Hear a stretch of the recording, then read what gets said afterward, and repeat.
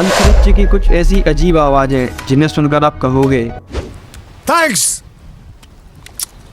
Love you. लेकिन आप सोचोगे कि अंतरिक्ष में तो वैक्यूम होता है, वो साउंड ट्रेवल कैसे करेगा। लेकिन वैज्ञानिक अपनी टेक्नोलॉजी की मदद से साउंड को सुनने लायक बना देते हैं। तो चलिए सुनते हैं उन अजीब आवाज़ों को।